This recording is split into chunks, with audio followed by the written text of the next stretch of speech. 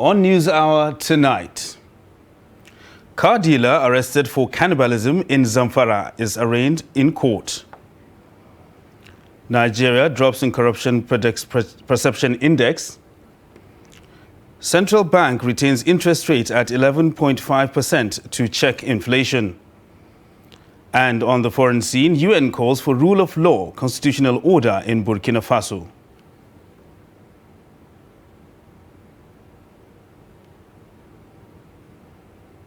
Hello and welcome to Trust TV News Hour. I am Ibrahim Yusuf. The news in detail.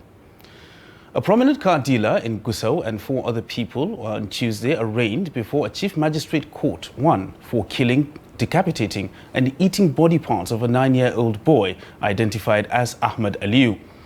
The accused were brought to the court sitting in Gusau amid tight security, and when the presiding judge, Saadu Bore, read the charges against them, which they pleaded not guilty, before the judge adjourned the case to February 8th for mentioning. Mother of the slain boy, Jamila Abdurrahman, demands for justice.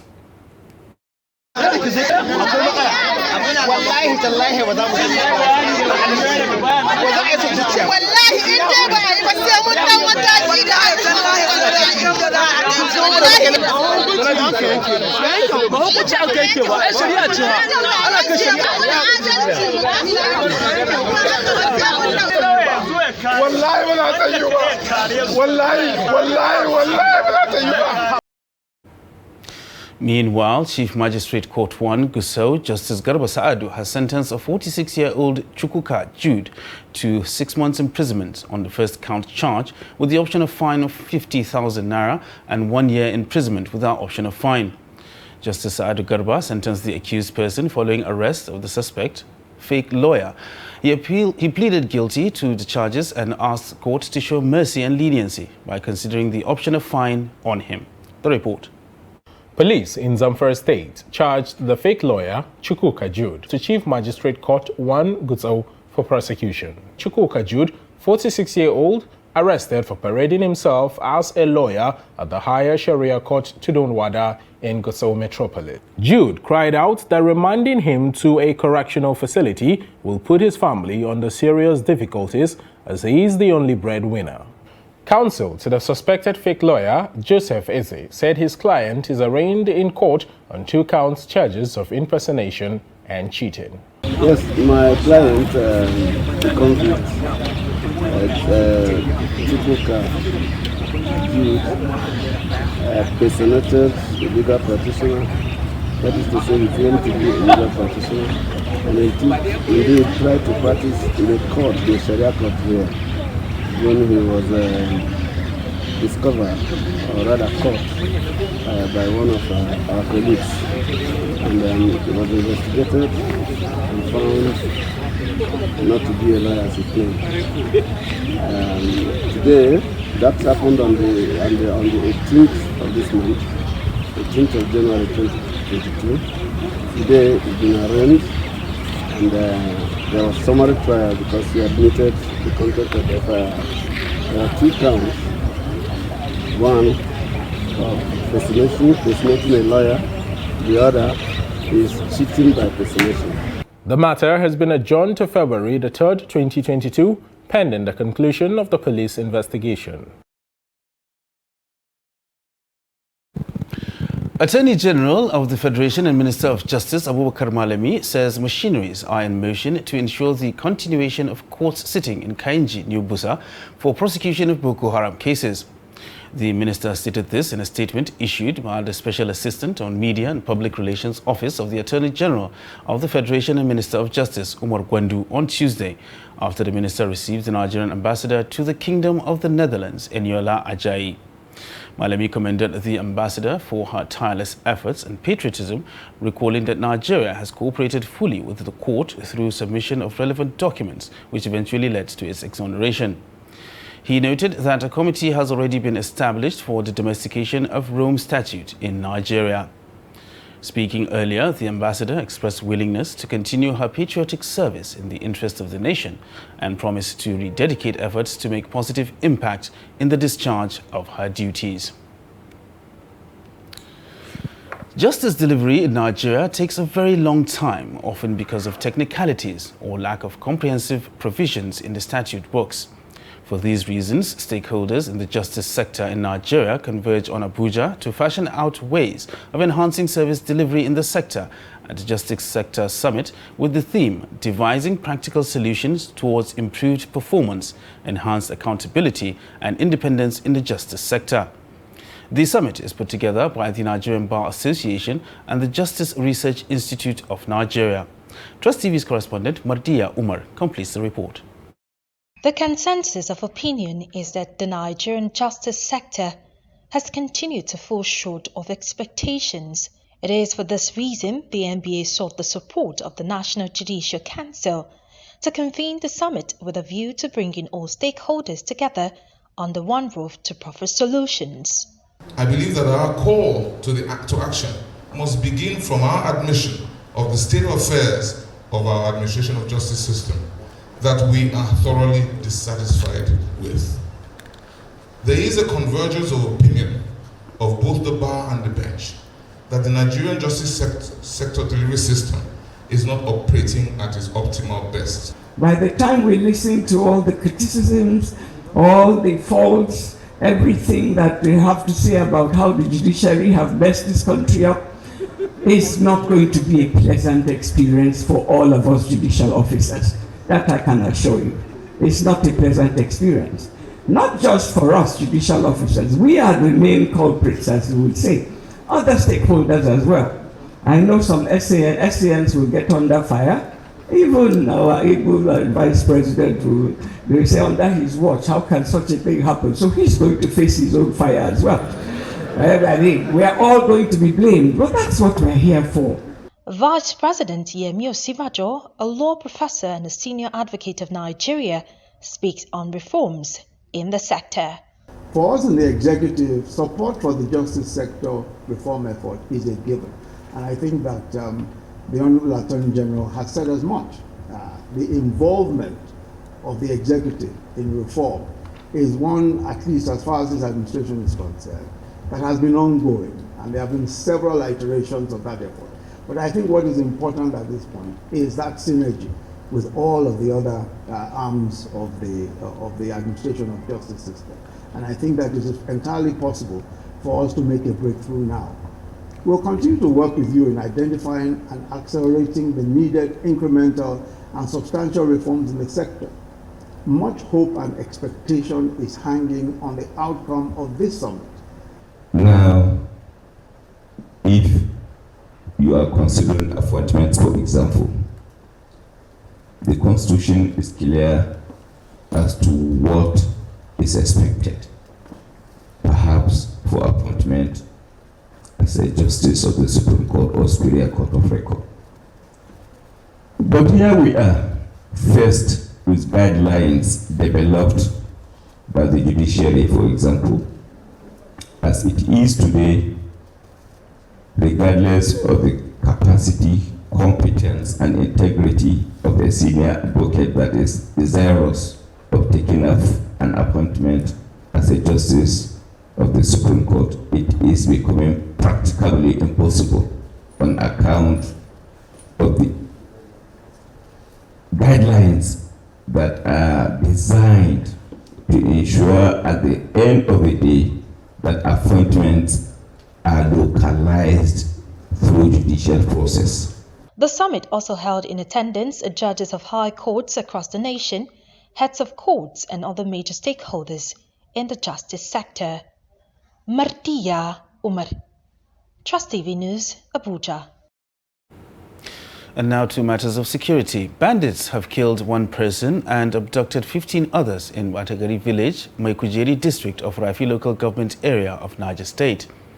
Report says the bandits invaded the village, abducting 15 villagers, mostly women.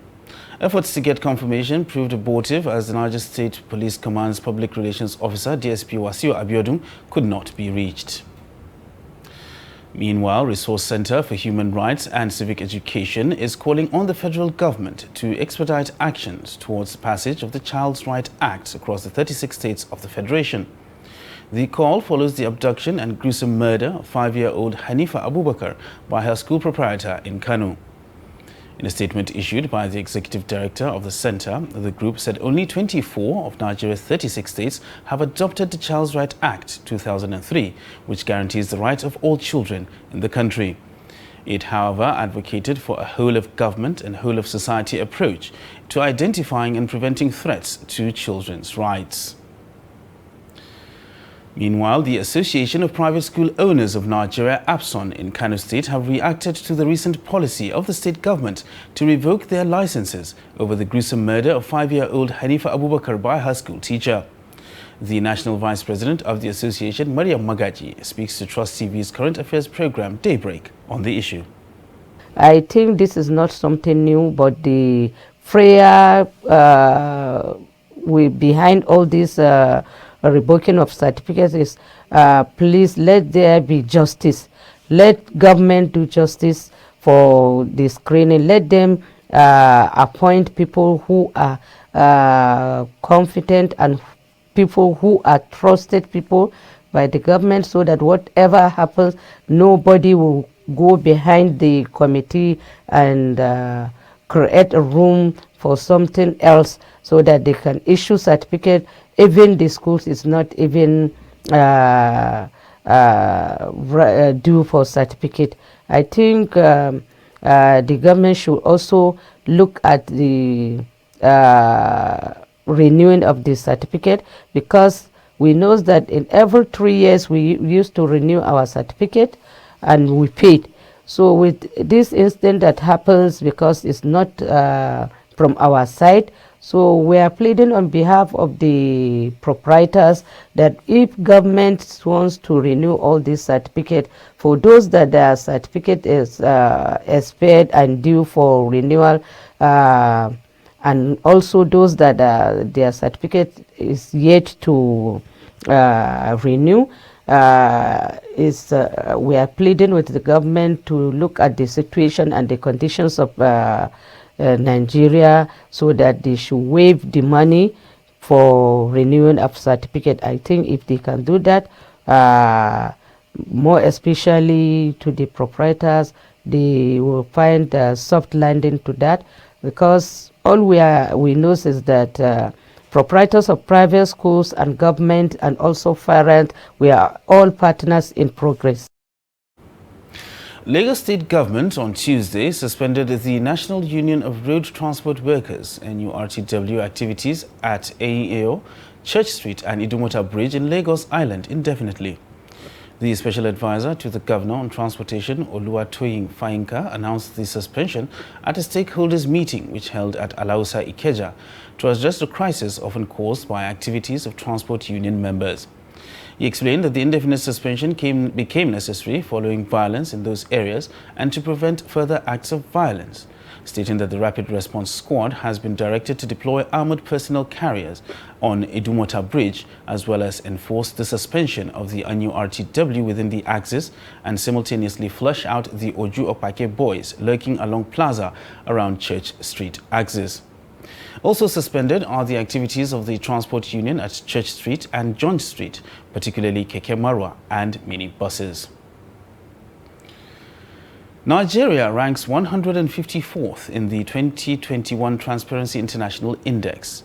The country drops 5 places as it scores 24 out of 100 points to rank 154th in the 2021 Transparency International Corruption Perception Index, indicating a decrease of 5 points compared to last year's ranking. The figures were released at a World News Conference in Abuja, Nigeria's capital. Trust TV's Shafiu Suleiman now reports. In line with the tradition of deploying various methodologies, this year's Transparency International ranking focuses on public sector corruption enabled by bribery, official extortion, public corruption, nepotism, amongst other indicators. The Corruption Perception Index aggregates data from 8 different sources that provide perception by country experts and business people on the level of corruption in the public sector. Speaking on this year's findings, Executive Director Sislak Awal Rafsanjani says the anti-corruption war must be given the priority it deserves as it undermines the image and integrity of the country, fuel anti-social behaviors, and should change ordinary Nigerians. As we have seen clearly, corruption in Nigeria has helped to underdeveloped Nigeria. It has also helped expose Nigerians to a serious security risks and danger. It has also helped to make life miserable and totally unaffordable to ordinary Nigerians. Other stakeholders in the anti-corruption network added their voices at the conference. It speaks of the damning audit reports and that the non-compliance and internal control weaknesses issues in the ministries, departments, and agencies, MDA's report. The failure to investigate high-profile corruption cases and prevent illicit financial flows, IFFs, in the country. Absence of asset recovery, protection of whistleblowers, and other key anti-corruption legal frameworks.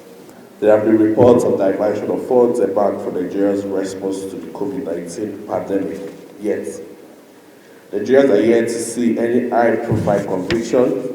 The relevant anti-graft agencies should investigate allegations of corruption by politically exposed persons, irrespective of political party affiliations.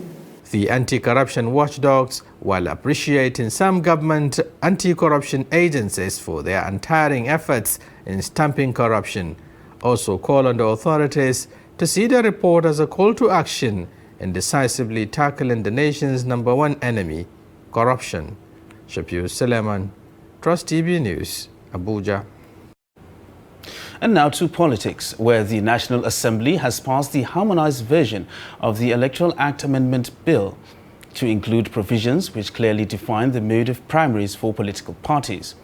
Consensus mode of primaries is one of the 3 options introduced in the re-amended Electoral Act Amendment Bill, which the Senate passed on January 19th.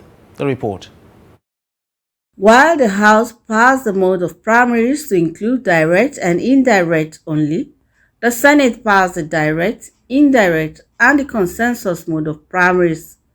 Presiding over a plenary, the Senate President Ahmed Lawan said both chambers have agreed to give a clear and sufficient definition for each mode of primaries and how they will be conducted. Consequently, a clear definition of how a consensus candidate will emerge is contained in the harmonized version. We will recall that the Senate and the House passed the Electoral Act Amendment Bill with slight difference.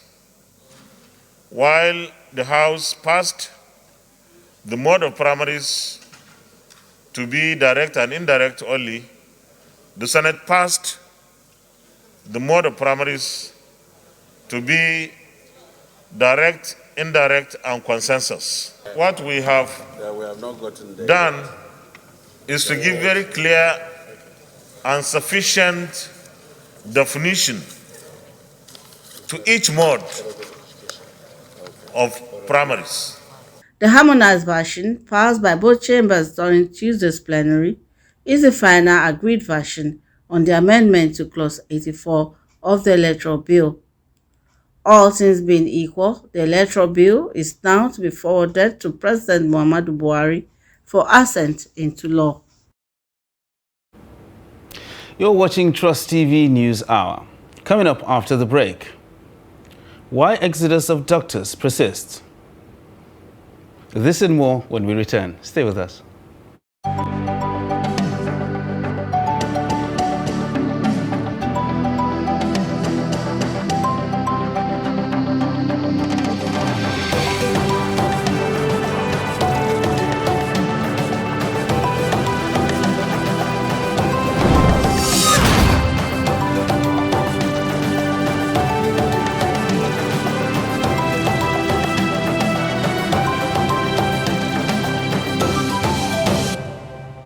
Coronavirus disease, COVID-19, is an infectious disease caused by SARS-CoV-2 virus. Most people who fall sick with COVID-19 will experience mild to moderate symptoms and recover without special treatment. However, Some will become seriously ill and require medical attention. The virus can spread from an infected person's mouth or nose in small liquid particles when they cough, sneeze, speak, sing, or breathe. These particles range from larger respiratory droplets to smaller aerosols. You can be infected by breathing in the virus if you're near someone who has COVID-19 or by touching a contaminated surface and then touching your eyes, nose, or mouth. The virus spreads more easily indoors and in crowded settings. Maintain a safe distance from others at least 2 meters even if they don't appear to be sick. Wear a mask in public, especially indoors or when physical distancing is not possible. Clean your hands often. Use soap and water or an alcohol-based hand sanitizer. Cover your nose and mouth with your bent elbow or a tissue when you cough or sneeze. Stay home if you feel unwell. Get vaccinated. Properly fitted masks can help prevent the spread of the virus from the person wearing the mask to others. Masks alone do not protect against COVID-19 and should be combined with physical distancing and hand hygiene. Protect yourself and others around you by knowing the facts and taking appropriate precautions. Follow advice provided by your local health authority. This message is brought to you by Trust TV.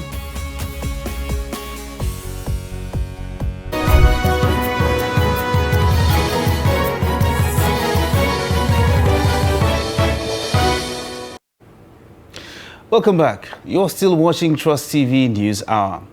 Let's take a look at our top stories. Prominent car dealer in Gusau and 4 other people were on Tuesday arraigned before a Chief Magistrate Court 1 for killing, decapitating and eating body parts of a 9-year-old boy identified as Ahmad Aliu. And Nigeria drops 5 places as it scores 24 out of 100 points to rank 154th in the 2021 Transparency International Corruption Perception Index, indicating a decrease of 5 points compared to last year's ranking. And now to other stories. President Muhammadu Buhari has launched the national policy on 5th generation 5G technology for Nigeria's digital economy. The President, speaking at the presentation of the National Policy on 5G, approved at the Federal Executive Council meeting, also directed all security institutions to immediately leverage on the new technology to enhance security in the country. He said the federal government will take full advantage of the opportunities provided by 5G for the economy, security and well-being of the nation. Buhari also allayed fears over the health safety of 5G, affirming that such issues have been effectively addressed in developing a policy that suits the country. Also, the Minister of Communications and Digital Economy, Isa Pantami, highlights some of the benefits of the technology. To this end, I hereby direct all the security institutions to immediately leverage 5G when deployed in order to beef up security in the country. The national 5G policy includes a deployment plan to ensure that major cities across the country benefit from the technologies. It also seeks to make 5G a major driver of our economy, a catalyst for smart cities in the country, and a platform for creation of jobs that support our digital economy. When it comes to the priority of this administration on security, 5G deployment could be the biggest revolution for our security institutions to make their work more effective. For example, Your Excellency, sir, disruptive technologies are the 4th industrial revolution, and all of them leverage on 5G for effective usage, like emerging technologies, like artificial intelligence, robotics, augmented reality, virtual reality, quantum computing, big data analytics. All of them are part and parcel of the 4th industrial revolution, and all of them leverage on 5G, in which 5G is also part and parcel of the 4th industrial revolution. These technologies, when they are deployed by our security institutions, they will allow them to communicate on real time. And secondly, it will allow them to perform some security operations virtually without being there physically, like using virtual reality, using robotics, in which a machine that is connected to 5G will be directed to go and do an operation and come back without exposing personalities to the challenge physically. Medical and Dental Council of Nigeria recently said 200 medical consultants left this country for greener pastures, highlighting general decline and frustrations many trained professionals face. Although the government has made repeated commitments to make the country attractive for professionals, it struggles to match words with action. Trust TV's Nafisa Abdel Al reports on the exodus of medical practitioners in search of better conditions in other climes. The report. Many Nigerian doctors have been going abroad in search of greener pastures, further depleting the number of doctors in the country. The General Medical Council of Britain recently revealed that 805 Nigerian doctors were licensed in the UK between July and December 2021. Overall, the number of Nigerian trained doctors in the UK as of December 25, 2021, according to the Council, was 9,189. Meanwhile, these Nigerians speak on the status of healthcare facilities in the country and the impact of doctors' migration. The healthcare system in Nigeria, by my assessment, is not up to standard. I can even say it's very poor. The healthcare system is very cost, and the attitude of the health workers is nothing to write about. If what they offer them abroad is better than Nigeria, why not? By the time you see the packages, you see the kind of welfare that these guys enjoy when they travel abroad to practice their profession. You see that they cannot be staying behind in Nigeria, languishing in poverty. Yeah, because what the government is catering for them is not enough.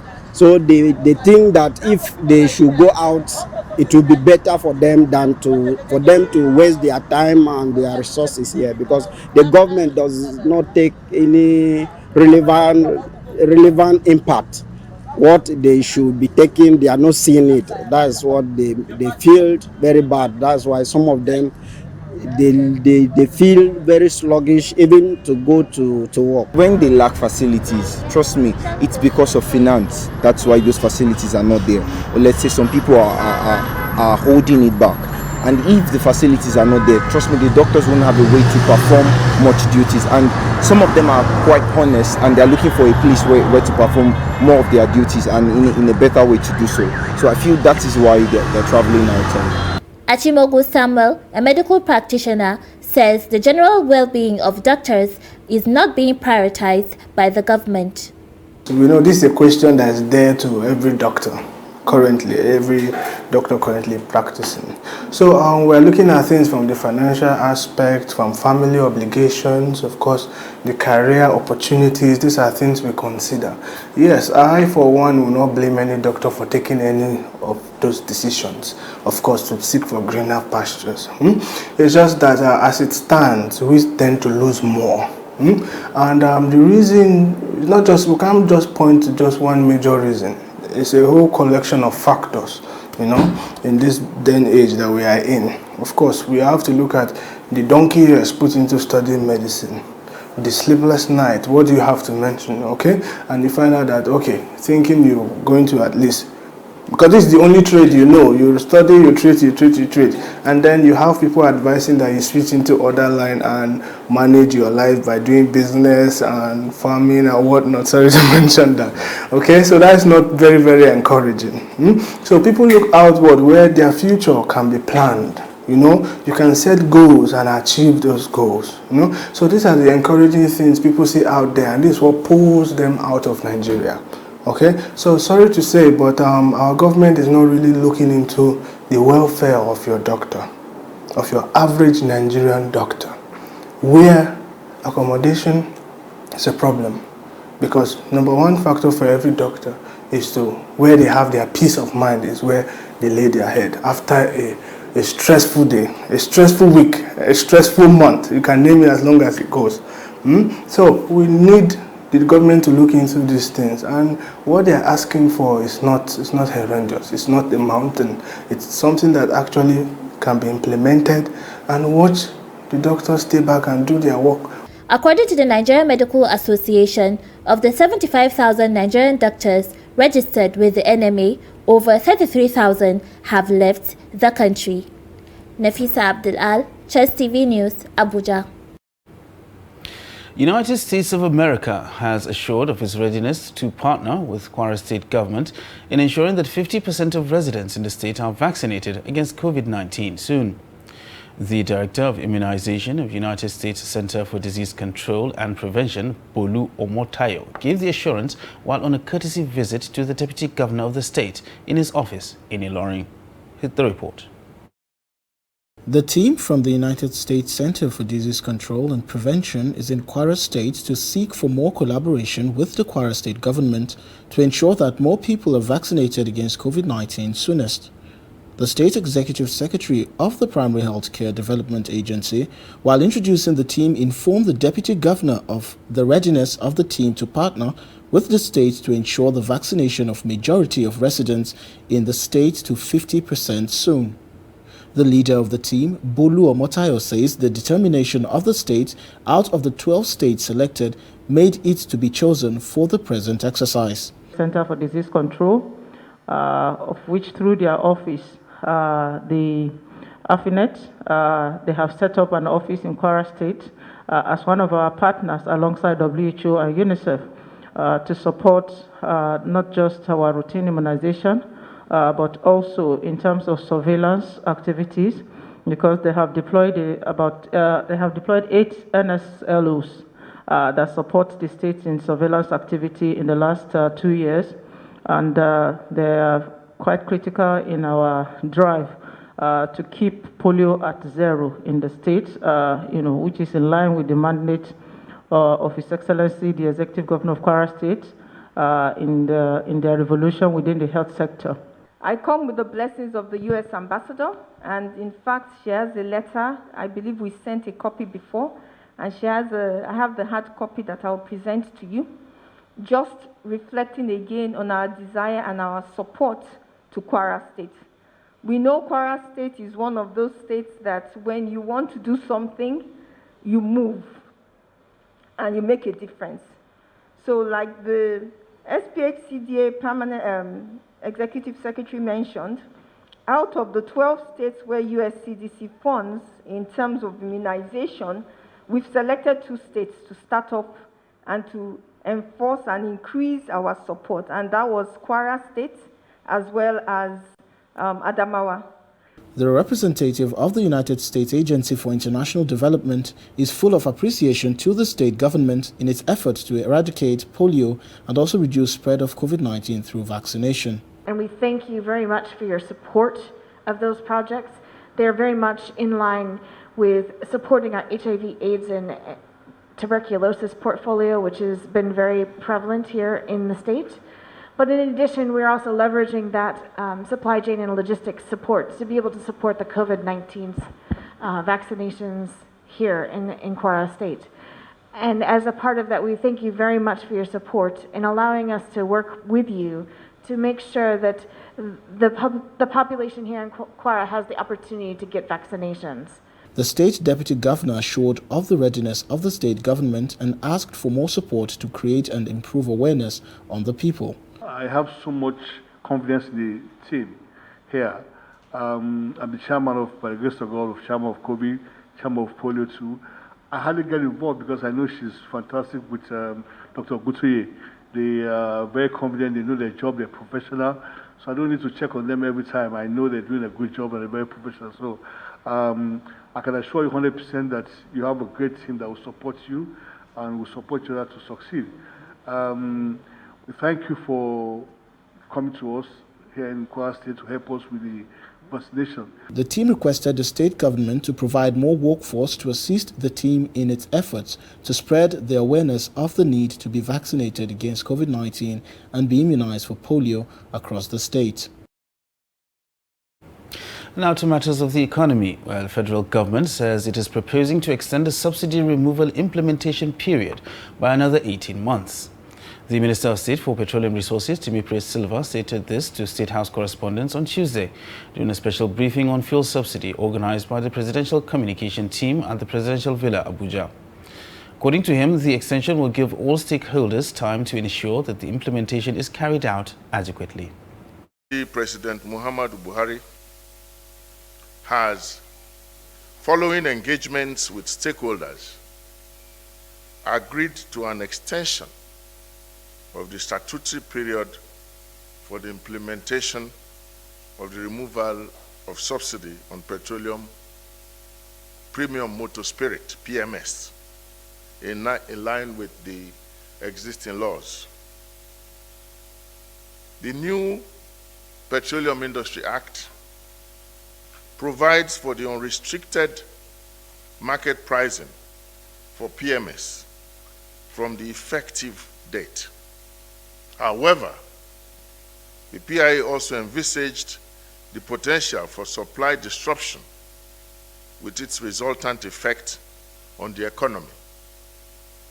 Consequently, it provides for a window of 6 months from the effective date for government to request the services of NNPC Limited as supplier of last resort. Meanwhile, the Nigeria Labour Congress, NLC, on Tuesday asked the federal government to swing into immediate action in ensuring that all moribund refineries in the country are put back on their feet. Addressing journalists at Labour House in Abuja, President of the NLC, Ayuba Waba, also charged the President Buhari-led administration to rejuvenate all its policies and create sustainable jobs for Nigerian workers and other citizens. The Congress also maintained that the government should ensure that the price of premium motor spirit, popularly known as petrol, comes down to an affordable level for Nigerians. The Organised Labour's formal position is coming less than 24 hours after the federal government announced suspension of its proposed plans to remove subsidy in June. You're still watching Trust TV News Hour. The news continues after this break. Stay with us.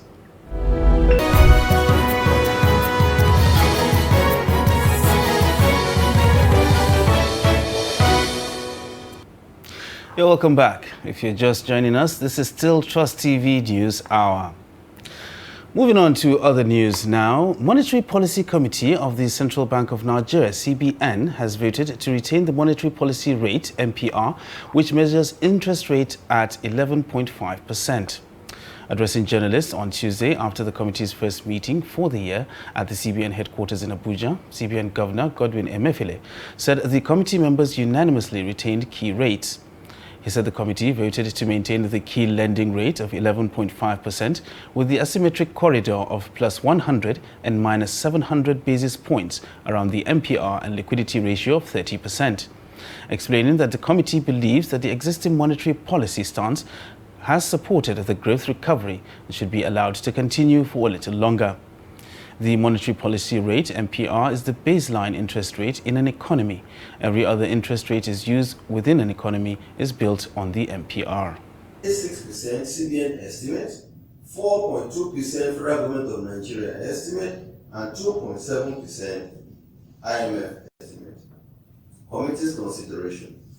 Committee assessed the balance of risks confronting the domestic economy in the near term as the impact output growth and price stability.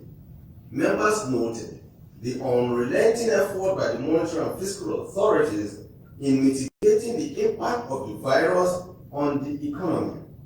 It observed the continued moderate recovery of the domestic economy, but requires further concerted policy effort by both the monetary and fiscal authorities to improve the momentum and strengthen their recovery. Members were thus of the view that building on the improved growth in the third quarter and the positive PMIs in the fourth quarter of 2021, output growth is expected to strengthen into 2022. We will now join Chamun Dabeng for more business news.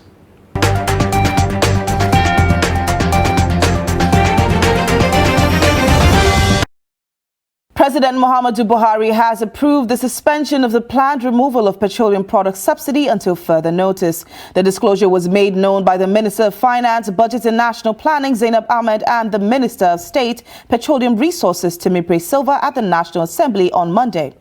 Despite the new development, the Assistant General Secretary of the Nigeria Labour Congress, Asuzu Echezona, confirmed that the rally will go on as planned. Meanwhile, the NLC has written to the Federal Capital Territory Police Command on its mass rally holding on Thursday. Other chapters of the NLC going ahead with the protests include Delta, Cross River, Ekiti, Ogun, and Lagos states. Federal government has begun a probe of online banks over their alleged breaches of customers' data privacy. The disclosure was made by the Director General, National Information Technology Development Agency, NIDA, Kashifu Inua, during the National Privacy Week 2022.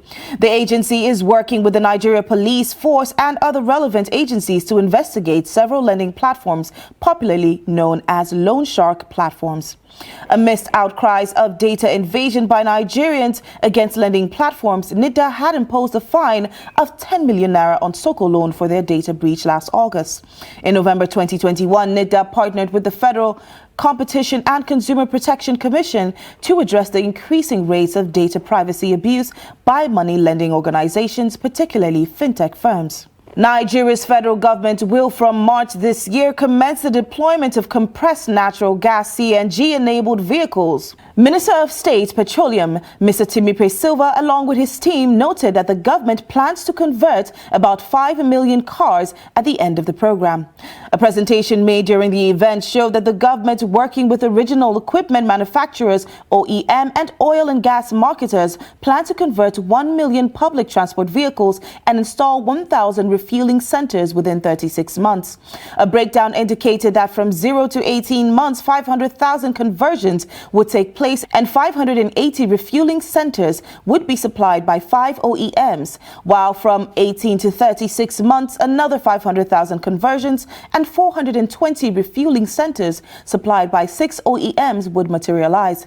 To ensure rapid conversion of vehicles, it promised to provide 50% equity participation as well as encourage credit scheme investments with partner nations and OEMs. National Agency for Food and Drug Administration and Control, NAFDAC, has stopped the registration of alcohol in sachets, small volume, PET and glass bottles below 200 milliliters. Mojisola Adeyeye, Director General of NAFDAC, revealed this in a statement on Monday, where she mentioned that the ban was effected. The disclosure was made by the Director General, NAFDAC, Mojisola Adeyeye, who noted that the ban was effected following the recommendation of a high-powered committee of the Federal Ministry of Health and NAFDAC on one hand, Federal Competition and Consumer Protection Commission, FCCPC, and industry represented by the Association of Food, Beverages and Tobacco Employers, AFBTE, Distillers and Blenders Association of Nigeria, DIBAN, in December 2018. In addition, the agency will ensure that the validity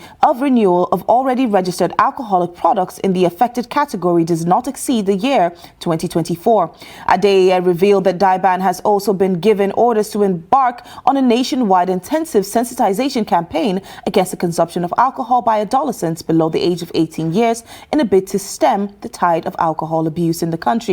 The DG explained that manufacturers of low-volume alcohol beverages 200 milliliters with satisfactory laboratory reports already submitted to NAFDAC for registration before the decision have been directed to reformulate their products to the stipulated standards free of charge.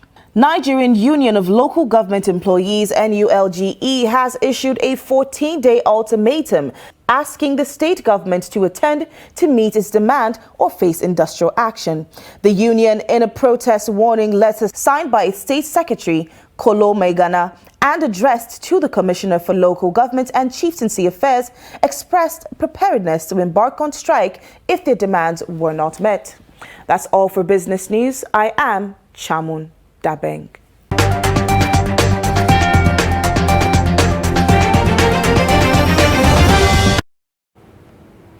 Now a look at the foreign scene, where United Nations denounces the military takeover in Burkina Faso and calls for the immediate release of President Roch Marc Christian Kabore and other top officials. Spokeswoman of the UN High Commissioner for Human Rights, Ravina Shamdasani, said it is crucial to preserve democratic space in the West African nation and ensure that rule of law is respected.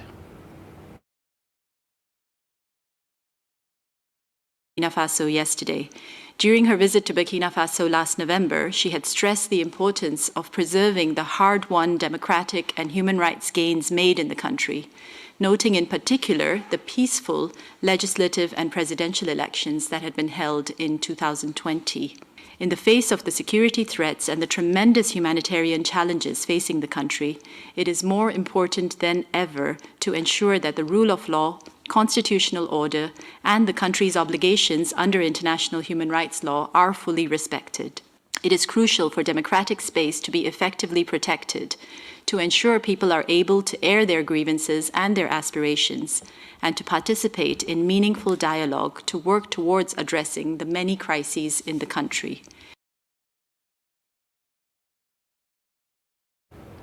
And the United Nations says at least 32 people, including children, have been killed during armed raids in South Sudan's eastern Jonglei state. The attacks on Dogrut and Machine villages sent civilians from the Dinkabur community fleeing as armed youth from the Merle ethnic group opened fire and torched property. UN mission in South Sudan said in a statement on Tuesday that 3 children are among those who drowned in a river while trying to escape. At least 26 people were wounded and others remain unaccounted for 2 days after the bloodshed in the Baidit locality. Oil-rich South Sudan gained independence from Sudan in June 2011, but has been engulfed in ethnic violence since December 2013, when forces loyal to President Salva Kiir began battling those of loyal to Deputy Riek Machar. And now, before we go, here is a kicker. Meet Bola Tinubu's lookalike, an old man and traffic control volunteer, popularly known as Asiwaju of Agege, Baba Oniwaya. Take a look. Asiwaju Tinubu of Agege. People say I look like a Tinubu. I am Mr. Suleiman Abdullah, a retired traffic officer, Lagos State Traffic, local government traffic officer. I am from Kogi State, Adani local government. This Agege local government is where I have all my children, my communities, the community I belong to. Then I think I have something I can offer my community. Let me continue to do this job I'm doing. That's why I say, okay, what can I do to help my community? Let me come back to the road and continue to control traffic. Then I stayed more than 10 years in Agege, and I have children in Agege. So that's why I feel, let me do something to help my community I belong. I come from Ogun State, where my daughter rent an apartment for me with my wife, because we are getting old. We cannot do any job again. Then I was there. I always come from Ogun State before. I started coming every day. Every day I came from Ogun State to Lagos. I must make sure I reach Agege here, 5:45.